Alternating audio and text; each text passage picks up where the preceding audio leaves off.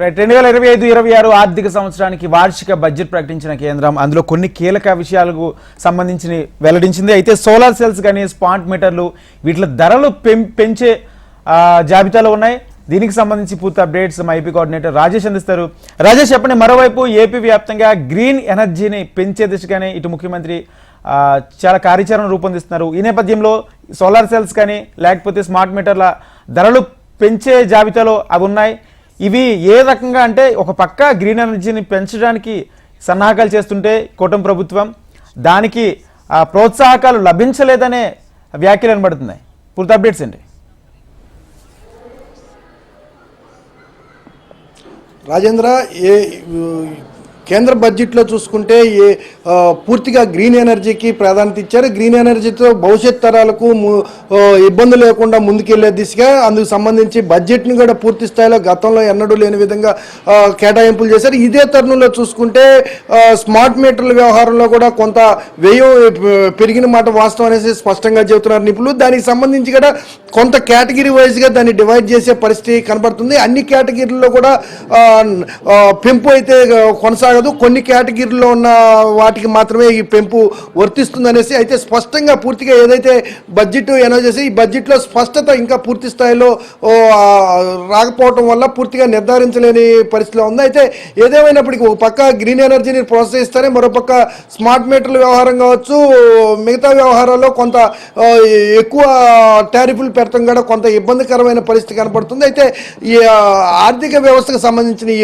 Budget చూసుకుంటే మాత్రం పూర్తి స్థాయిలో ఒక అంశాన్ని మనం ప్రాధాన్యతగా తీసుకోకుండా టోటల్గా బడ్జెట్లో కేంద్రం ప్రవేశపెట్టిన 25-26 సంబంధించిన బడ్జెట్లో చూసుకుంటే పూర్తిగా మధ్యతరగతి, ఎగువ మధ్యతరగతి కుటుంబాలకు పూర్తి స్థాయిలో నేరుగా ఉపయోగపడే ఈ బడ్జెట్ గతంలో చూసుకుంటే దాదాపు 70 సంవత్సరాల నుంచి వచ్చిన బడ్జెట్లో వ్యత్యాసాల్లో చూసుకుంటే ఈ బడ్జెట్ కొంత భిన్నంగా కనపడే పరిస్థితి కనబడుతుంది. అయితే దీంతో పాటుగా చూసుకుంటే ప్రత్యక్షంగా దాదాపు లక్షల మంది ఉద్యోగులు, ఈ ప్రతి ఉద్యోగి కూడా 1,80,000 రూపాయల నుంచి 1,50,000 వరకు లబ్ధి చేకూరే అవకాశం కనబడుతుంది. దీంతో పాటుగా చూసుకుంటే ఇతర రాష్ట్రాలని సంగతి పక్కన పెడితే ఆంధ్రప్రదేశ్లో చూసుకుంటే వ్యవసాయ రంగానికి సంబంధించిన రైతాంగం చూసుకుంటే 1,20,000 మందికి ఈ బడ్జెట్లో నేరుగా లబ్ధి చేకూరే అవకాశం కనబడుతుంది.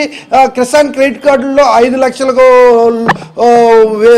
ప్రతి ఒక్కరు గారు తీసుకునే విధంగా, ఇదే విధంగా విద్యారంగానికి కూడా పూర్తి స్థాయిలో పెద్దపీట వేసిన పరిస్థితి కనబడుతుంది. భవిష్యత్ తరాలు ప్రధానంగా మనం ఇక్కడ ఈ బడ్జెట్లో చూసుకుంటే భవిష్యత్తులో ఏదైతే రన్నింగ్ ఈ ఏడాదికి సరిపడా ఈ ఏడాదికి సంబంధించిన బడ్జెట్లో ప్రతిపాదనల కన్నా లాంగ్ రన్కు సంబంధించిన ఏదైతే భవిష్యత్తులో ఎలా ఉండాలి, భవిష్యత్తులో ఎలా ముందుకెళ్లాలనే అంశాల మీద ప్రాధాన్యత ఈ బడ్జెట్లో ప్రాధాన్యత కనిపించినట్టు తెలుస్తుంది. దీంతోపాటు పోలవరం ప్రాజెక్టుకి సంబంధించి కొంత నిధులను కూడా సవరించి ఏదైతే గత బడ్జెట్లో ఉన్న నిధులు కేటాయింపులు ఉన్నాయి దాన్ని సవరించి 40,403 కోట్ల రూపాయలు పెంచిన పరిస్థితి కనబడుతుంది. ఇదే విధంగా అమరావతి నిర్మాణ పనులకు కూడా కొంతమేరకు పెంచిన పరిస్థితి కనబడుతుంది. ఏదైతే గతంలో చూసుకుంటే కేంద్ర బడ్జెట్లో రాష్ట్రాల వారికి ఈ రాష్ట్ర అభివృద్ధికి, ఈ రాష్ట్ర ప్రయోజనాలకు ఇంత బడ్జెట్లని కేటాయింపులు కొనసాగాయి. అయితే ఈ దఫా బడ్జెట్లో చూసుకుంటే దానికి భిన్నంగా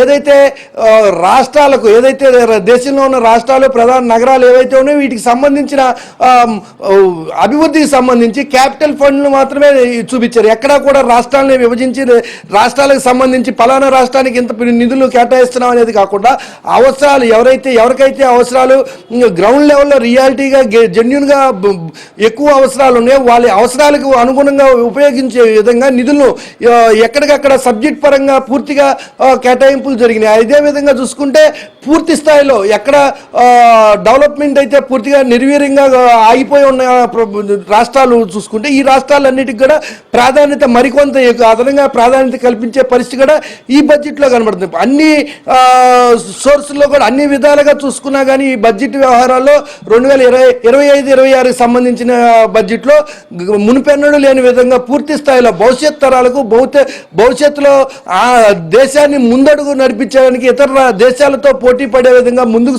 కొనసాగే విధంగా ఈ బడ్జెట్ కనబడుతుంది. దీంతో పాటుగా చూసుకుంటే రానున్న 5 సంవత్సరాల్లో కూడా 75,000 ఎంబీబీఎస్ సీట్లు పెంచే విధంగా చూసుకుంటే, అంటే ఇప్పుడు ఉన్న పరిస్థితిలో చూసుకుంటే ఎంబీబీఎస్ సీట్లు పెంపు అనేది అద్భుతమైన ప్రక్రియ అని కూడా స్పష్టంగా ఇక్కడ విద్యార్థులు కూడా ఇప్పటికే ఆనందం వ్యక్తం చేస్తున్నారు. ఇప్పటివరకు రాష్ట్రాల్లో సీట్లు దొరక, అదేవిధంగా దేశంలో సీట్లు లేక ఇతర దేశాలకు వెళ్ళి చదివే పరిస్థితి కనబడుతుంది. ఈ దేశంలో ఉన్న సీట్లు కొనుగోలు చేసే పరిస్థితి లేక ఈ తరహా చూసుకుంటే అద్భుతమైన ప్రాధాన్యత విద్యారంగానికి కూడా, ఒక పక్క ఎంబీబీఎస్ కావచ్చు లేదా నీట్ కావచ్చు, విద్యారంగంలో అన్ని విభాగాలకు సంబంధించి ఒక విద్యారంగంలో ఒక విభాగానికే ప్రాధాన్యత ఇవ్వకుండా అన్ని రంగాల్లో కూడా అభివృద్ధి జరిగే విధంగా అన్ని రంగాల్ని భవిష్యత్తులో ఒక్కసారిగా ఈ సంవత్సరానికి అవసరమయ్యే పథకాల గురించి, ఈ సంవత్సరానికి అవసరమయ్యే ప్రయోజనాల గురించి ఈ బడ్జెట్లో ప్రతిపాదనలు ఎక్కడా జరగలేదు. ఈ బడ్జెట్లో కేటాయింపులు ఎక్కడ జరగలేదు. భవిష్యత్ తరాలకు ఉపయోగపడే విధంగా, భవిష్యత్ తరాలు ముందుకు సాగే విధంగా, పథకాలను భవిష్యత్ తరాలు అనుభవించే విధంగా ఈ బడ్జెట్ కేటాయించినట్టు స్పష్టంగా మనకు అర్థమవుతుంది రాజేంద్ర.